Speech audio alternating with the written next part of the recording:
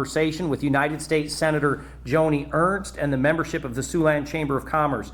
Our next question comes from a local healthcare provider and owner of a small business who is concerned that the provisions in the federal legislation make it more attractive for employees who have been furloughed or laid off to remain in that status rather than coming back to work.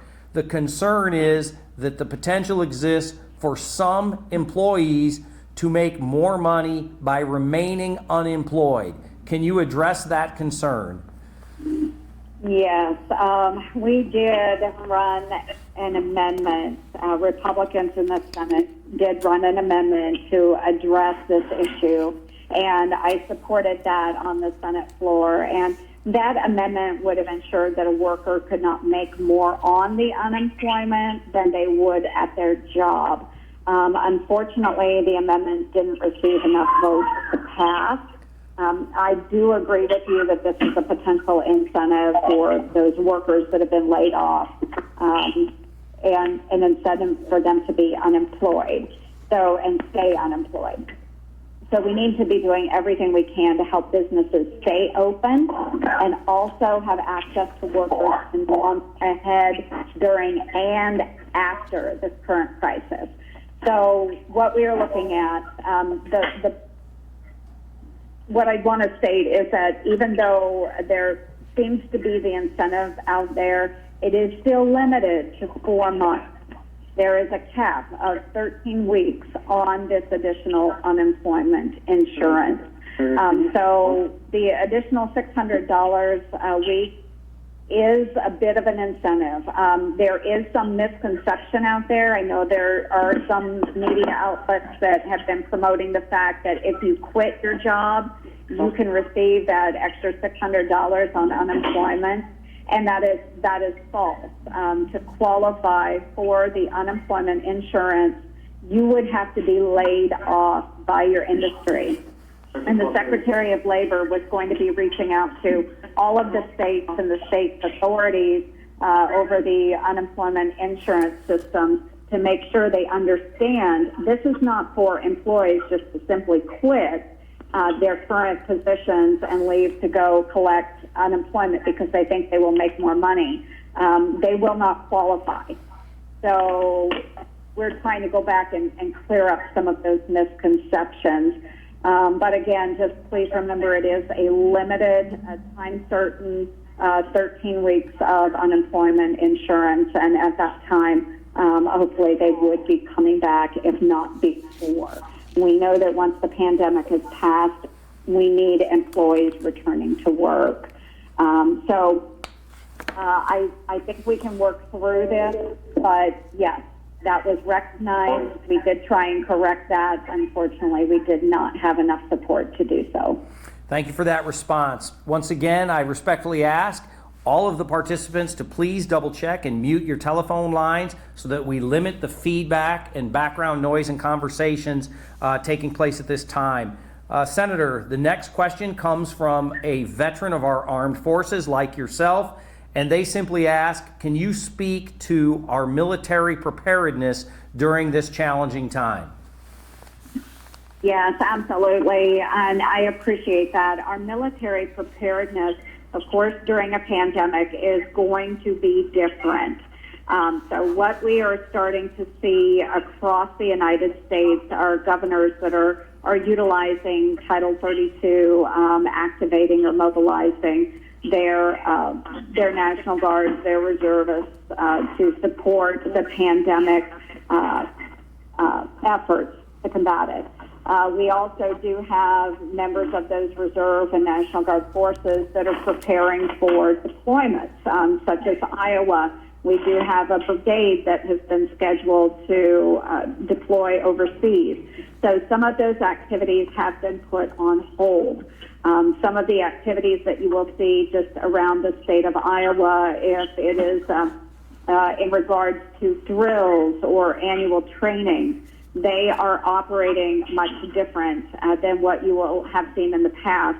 And as far as active duty units, also being utilized to support in the efforts to combat the pandemic.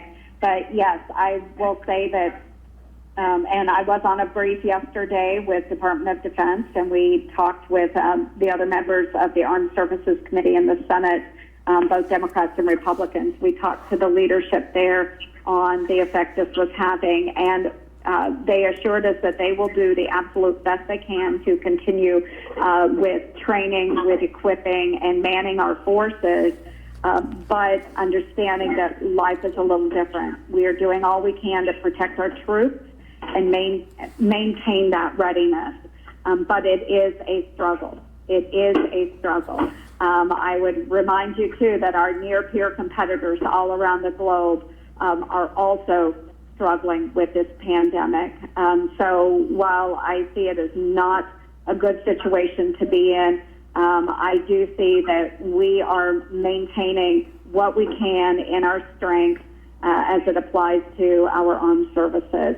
So guaranteed we're operating differently, but we will absolutely make sure that our troops have everything they need to not only help combat the spread of the pandemic and supporting our nation in a time of crisis, but that we remain strong and make sure we keep our adversaries at bay.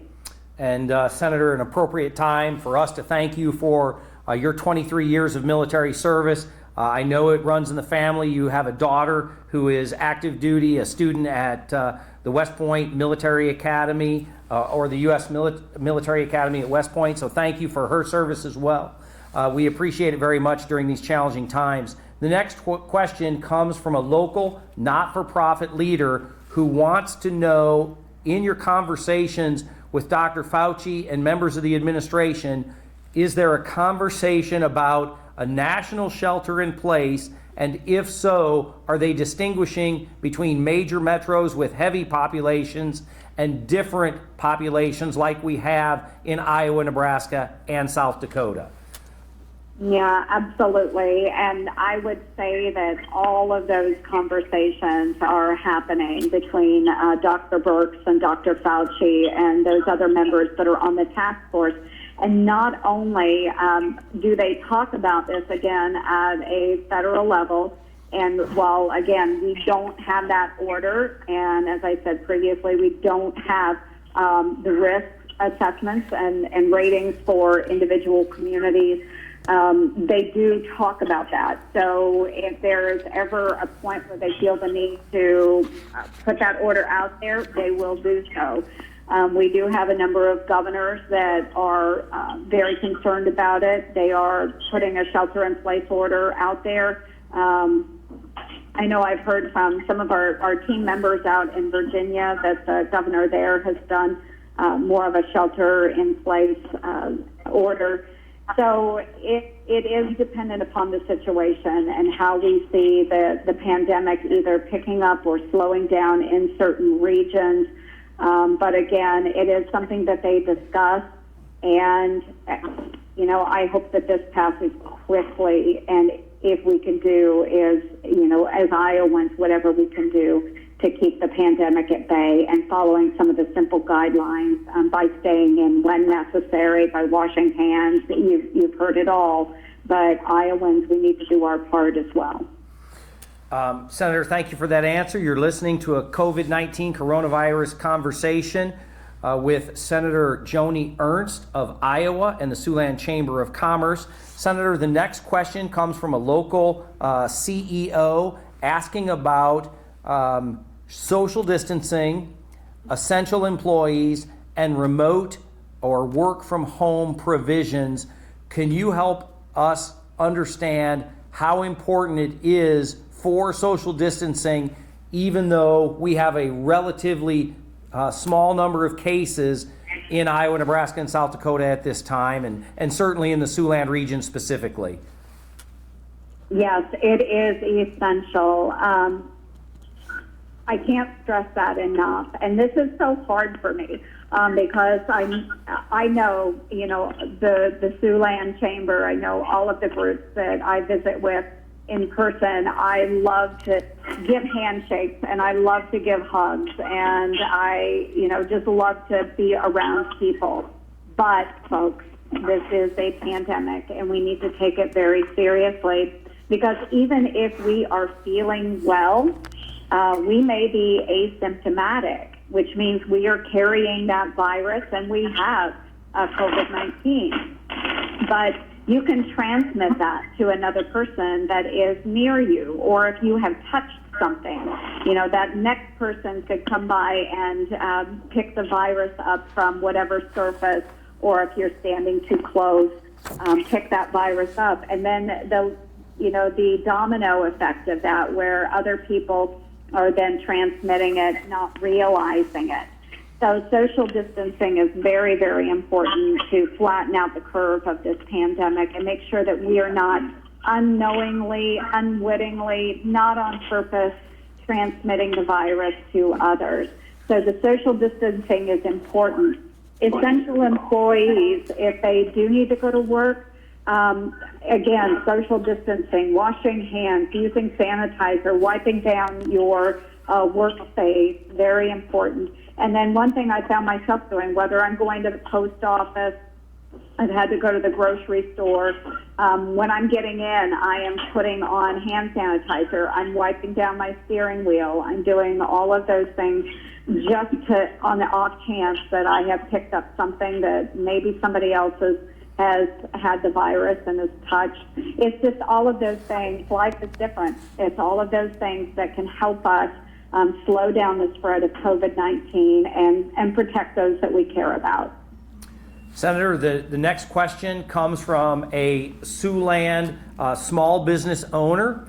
The small business owner asks, considering that you are a fiscal conservative and campaigned on a fiscal conservative platform and have maintained that as a senator, we have seen a very large expansion of spending under this crisis.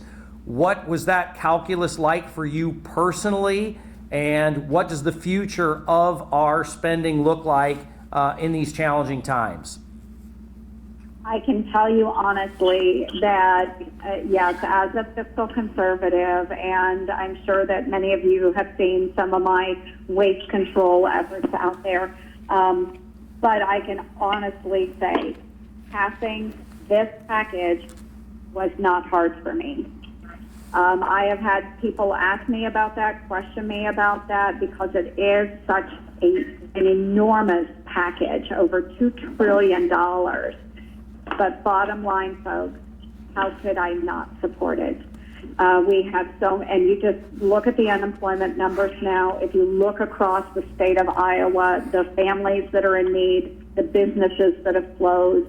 When I ran to the post office the other day, I came around the square and already we have a restaurant with a for sale sign in the window. And it is heartbreaking to me that my neighbors are put out of work. They are not able to engage in the type of economic stimulus activities that they normally would. So it was not hard for me. What was hard for me was when we did have folks from across the aisle that, and I'm saying specifically with the House, that were trying to pile all kinds of unnecessary legislation into a package that was supposed to support Americans during a pandemic. And there was so much pork and other types of legislation that they wanted to see done that was totally unrelated to the epidemic at hand. And folks, we